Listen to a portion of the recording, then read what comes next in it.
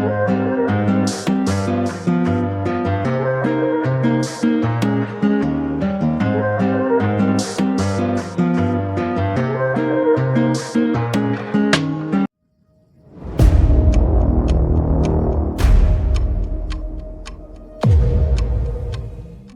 അന്താരാഷ്ട്ര തലത്തിൽ ജനറിക് മരുന്നുകളുടെ പ്രധാന ഉൽപ്പാദന കേന്ദ്രമായി അംഗീകരിക്കപ്പെട്ടിരിക്കുന്ന രാജ്യമാണ്.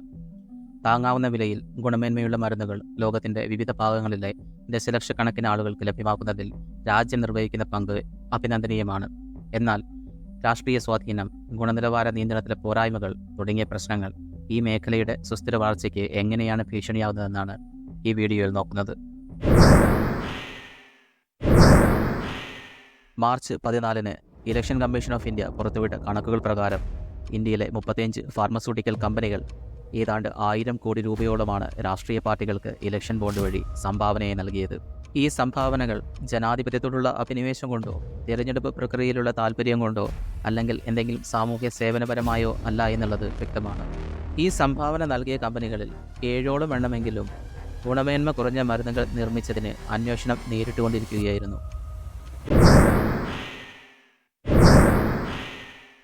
ഇന്ത്യയിലെ ഫാർമസ്യൂട്ടിക്കൽ നിർമ്മാതാക്കളെ നിയന്ത്രിക്കുന്നത് 1940 ഡ്രഗ്സ് ആൻഡ് കോസ്മെറ്റിക്സ് ആക്ട് ആണ്.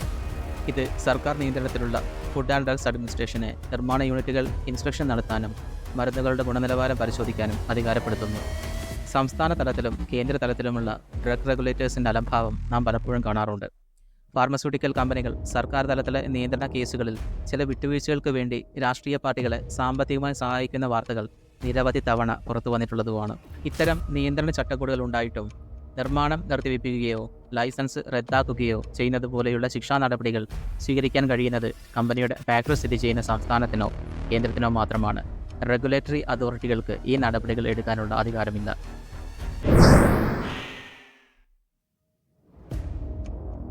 ഗുണനിലവാര പ്രശ്നങ്ങളെ തുടർന്ന് സംസ്ഥാന ഫുഡ് ആൻഡ് ഡ്രഗ്സ് അഡ്മിനിസ്ട്രേഷനുകളിൽ നിന്ന് നോട്ടീസ് ലഭിച്ചതിന് ശേഷം ഇലക്ട്രൽ ബോണ്ടുകൾ വഴി രാഷ്ട്രീയ പാർട്ടികൾക്ക് സംഭാവന നൽകിയ 7 കമ്പനികളാണ് ഇനി പറയുന്നവ. ഹൈദരാബാദ് ആസ്ഥാനമായുള്ള hetero labs and hetero health care എന്ന കമ്പനി 2022 ഏപ്രിലിൽ 39 കോടി രൂപയുടെ ഇലക്ട്രൽ ബോണ്ടുകളാണ് പൊളിറ്റിക്കൽ പാർട്ടികൾക്ക് സംഭാവനയായി നൽകിയത്. ഇതിന് 10 മാസം മുൻപ് മഹാരാഷ്ട്ര FDA റെംഡെസിവിർ ഉൾപ്പെടെയുള്ള ഗുണനിലവാരം കുറഞ്ഞ മരുന്നുകൾക്കെതിരായി ഹൈദരാബാദ് ആസ്ഥാനമായുള്ള ഈ കമ്പനിക്കെതിരെ 6 നോട്ടീസുകൾ പുറപ്പെടുവിച്ചിരുന്നു. ഗുണനിലവാരം കുറഞ്ഞ മരുന്ന് കണ്ടെത്തിയാൽ ഒരു കമ്പനിയുടെ നിർമ്മാണ ലൈസൻസ് സസ്പെൻഡ് ചെയ്യുകയോ ക്യാൻസൽ ചെയ്യുകയോ ചെയ്യാം. എന്നാൽ ഹെട്രോയ്ക്കെതിരെ തെലങ്കാന റെഗുലേറ്റർ അത്തരത്തിലുള്ള യാതൊരു നടപടിയും ശുപാർശ ചെയ്തില്ല. ഗവൺമെൻറ്റുകൾ യാതൊരു നടപടിയും ഇതിനു പുറകിൽ സ്വീകരിച്ചതുമില്ല. 2019 മെയ് മുതൽ 2024 ജനുവരി വരെ ടോറൻ ഫാർമ 77.5 കോടി രൂപയുടെ ഇലക്ട്രൽ ബോണ്ടുകളാണ് പൊളിറ്റിക്കൽ പാർട്ടികൾക്ക് സംഭാവനയായി നൽകിയത്.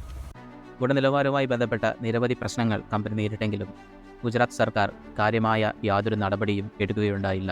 2022-23 കാലഘട്ടത്തിൽ സൈഡസ് ഹെൽത്ത് കെയർ 29 കോടി രൂപ വിലമതിക്കുന്ന ഇലക്ട്രൽ ബോണ്ടുകളാണ് പൊളിറ്റിക്കൽ പാർട്ടികൾക്ക് സംഭാവനയായി നൽകിയത്.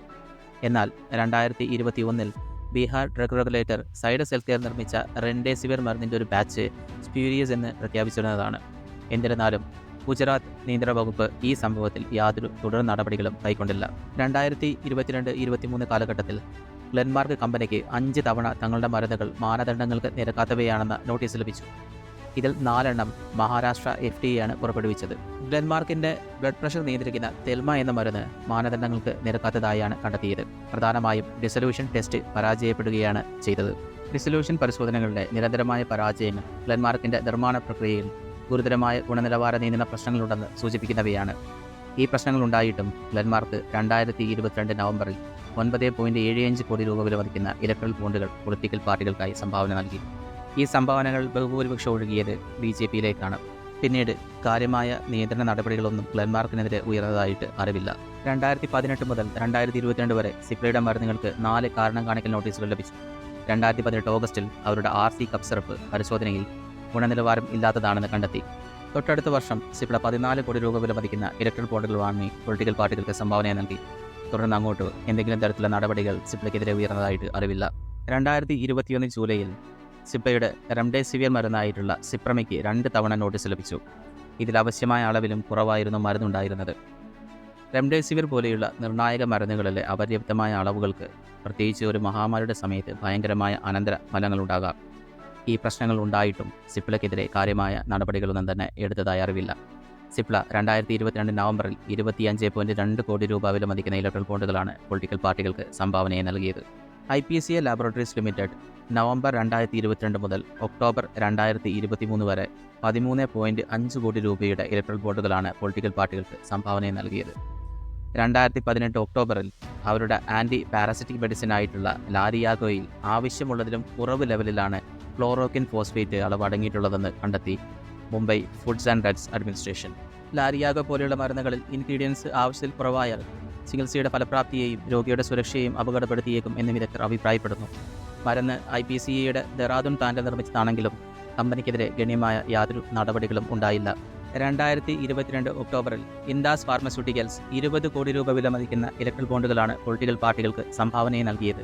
2020 ഉയർന്ന രക്തസമ്മർദ്ദത്തിന് ഉപയോഗിക്കുന്ന കമ്പനിയുടെ എനാപ്രിൽ 5 ടാബ്ലറ്റ് മഹാരാഷ്ട്ര FDAയുടെ ഡിസൊല്യൂഷൻ പരിശോധനയിൽ പരാജയപ്പെടുകയും ചെയ്തിരുന്നു. ഡിസൊല്യൂഷൻ പരിശോധനകളിൽ പരാജയപ്പെടുന്നത് മരുന്ന് അതിൻ്റെ ആക്റ്റീവ് ഇൻഗ്രീഡിയൻസ് ശരിയായി പുറത്തുവിടുന്നില്ല എന്നാണ് അർത്ഥമാക്കുന്നത്. ഇത് ഇൻഎഫക്റ്റീവ് ട്രീറ്റ്മെൻറ്റിലേക്ക് നയിക്കുന്നു. ഈ ഗുണനിലവാര പ്രശ്നങ്ങൾ ഉണ്ടായിട്ടും ഇൻഡാസ് ഫാർമയ്ക്കെതിരെ വലിയ നടപടികളൊന്നും തന്നെ ഉണ്ടായില്ല. ഇൻഡാസ് തങ്ങളുടെ രാഷ്ട്രീയ സംഭാവനകൾ തുടർന്നു കൊണ്ടുവരുന്നു. ഈ കേസുകൾ ഹൈലൈറ്റ് ചെയ്യുന്നത് ജനങ്ങൾക്ക് ഗുണകരമല്ലാത്ത അപകടകരമായ ഒരു ട്രിപ്പിളിംഗ് പാറ്റേൺ രൂപപ്പെടുന്നതാണ്. ഒരു മരുന്ന് നിർമ്മാണ കമ്പനിക്കെതിരെ എന്തെങ്കിലും തരത്തിലുള്ള സിഗ്നിഫിക്കൻ്റ് ക്വാളിറ്റി കൺട്രോൾ ഇഷ്യൂ കണ്ടെത്തുകയാണെങ്കിൽ ബോണ്ട് വഴി പൊളിറ്റിക്കൽ കോൺട്രിബ്യൂഷൻ നടത്തുകയും അതിനെ തുടർന്ന് മറ്റ് നടപടികളിൽ നിന്ന് രക്ഷപ്പെടുന്ന ഒരു രീതിയുമാണ് കണ്ടുവരുന്നത്. 2023 ഇന്ത്യൻ ഫാർമസ്യൂട്ടിക്കൽ അലയൻസും മെക്കൻസി കമ്പനിയും സംയുക്തമായി നടത്തിയ പഠന റിപ്പോർട്ട് വ്യക്തമാക്കുന്നത് US foods and drugs administration നടത്തിയ പരിശോധനകളിൽ 145 ഇന്ത്യൻ ഫാർമസ്യൂട്ടിക്കൽ മാനുഫാക്ചറിംഗ് കമ്പനികളിൽ 13% ക്വാളിറ്റി കൺട്രോൾ പരാജയപ്പെട്ടുവെന്നാണ്. ഇത് ലോക ശരാശരിയേക്കാൾ കുറവാണെങ്കിലും പ്രശ്നങ്ങൾ ഗുരുതരമാണ്. റിപ്പോർട്ട് പ്രകാരം falsified data, improper cohort distribution, questionable sample reanalysis practices, systematic quality management തുടങ്ങിയ പ്രശ്നങ്ങൾ ഒരു പ്രധാന ആശങ്കയായി റിപ്പോർട്ട് വ്യക്തമാക്കുന്നു. 2022 ഇന്ത്യൻ ഫാർമസ്യൂട്ടിക്കൽ മേഖലയ്ക്ക് അപമാനകരമായ 2 പ്രധാന സംഭവങ്ങളുണ്ടായി. ഒന്ന്, ഗാംബിയയിൽ 66 കുട്ടികളുടെ മരണത്തിന് ഇന്ത്യയിലെ മെയ്ഡൻ ഫാർമസ്യൂട്ടിക്കൽസിൻ്റെ ഒരു മരുന്ന് കാരണമായെന്ന ലോകാരോഗ്യ സംഘടനയുടെ കണ്ടെത്തൽ. രണ്ടാമത്, ഉസ്ബെക്കിസ്ഥാനിൽ 18 കുട്ടികളുടെ മരണവുമായി ബന്ധപ്പെട്ട് ഇന്ത്യൻ കമ്പനിയായ മരിയൻ ബയോടെക്കിൻ്റെ സിറപ്പിനെതിരെ central drug standard control organisation ആരംഭിച്ച അന്വേഷണം. ഫാർമ ഇൻഡസ്ട്രിയുടെ രാഷ്ട്രീയ ഫണ്ടിങ്ങിൻ്റെ പ്രത്യാഘാതങ്ങൾ മരുന്ന് നിയന്ത്രണ നടപടികളിൽ നിന്നുള്ള രക്ഷപ്പെടലിൽ മാത്രം ഒതുങ്ങുന്നില്ല. രാഷ്ട്രീയ ധനസഹായം ഫാർമസ്യൂട്ടിക്കൽ കമ്പനികൾക്ക് സർക്കാർ നയരൂപീകരണത്തിൽ പ്രത്യേക അധികാരവും ശക്തിയും സ്വാധീനവും നേടാൻ സാധ്യമാക്കുന്നു. ഫാർമ സെക്ടറിൻ്റെ പൊളിറ്റിക്കൽ ഫണ്ടിംഗ് തങ്ങൾക്ക് അനുകൂലമായി ലീഗൽ ഫ്രെയിംവർക്ക് മാറ്റിയെടുക്കാൻ സ്വാധീനിക്കുന്നതിലാണ് ലക്ഷ്യമിടുന്നത്. കേന്ദ്ര സർക്കാർ അവതരിപ്പിച്ച അടുത്തകാല നിയമങ്ങൾ സബ്സ്റ്റാൻഡേർഡ് ഡ്രഗ്സ് നിർമ്മിക്കുന്നവർക്കെതിരായ ശിക്ഷാ നടപടികൾ ലളിതമാക്കി കുറയ്ക്കുന്ന തരത്തിലുള്ളതാണ്. ഇലക്ട്രൽ ബോണ്ടിനുള്ള പ്രതിപകാരം. പൊളിറ്റിക്കൽ കോൺട്രിബ്യൂഷനുകളും ഫാർമസ്യൂട്ടിക്കൽ ക്വാളിറ്റി കൺട്രോളും തമ്മിലുള്ള ബന്ധം 2 വ്യവസ്ഥാപിത മേഖലകളുടെയും ഇൻ്റഗ്രിറ്റിയെക്കുറിച്ച് നിർണായകമായ ചോദ്യങ്ങൾ ഉയർത്തുന്നു. ഇന്ത്യ ഒരു ആഗോള ഫാർമസ്യൂട്ടിക്കൽ ശക്തിയായി തുടരുന്നതിനാൽ 2 മേഖലകളിലും സുതാര്യതയും ഉത്തരവാദിത്തവും ഉറപ്പാക്കേണ്ടത് അത്യാവശ്യമാണ്. Thank you for watching. Stay informed, stay vigilant. Subscribe for more in-depth analysis and updates.